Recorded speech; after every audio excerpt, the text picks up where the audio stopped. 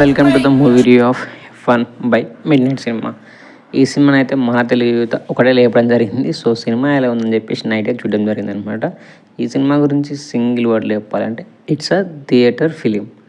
So ఈ cinema మొత్తం వచ్చేసి ఫార్ములా 1 రేసింగ్ గురించి ఉంటుంది అనమాట. మీరు ప్రీవియస్ ఫార్ములా 1 ఆడియన్ కాకుండా ఈ సినిమా అయితే మీకు చాలా అంటే చాలా బాగా అర్థమవుతుంది. చాలా ఇంట్రెస్టింగ్గా ఉంటుంది అనమాట.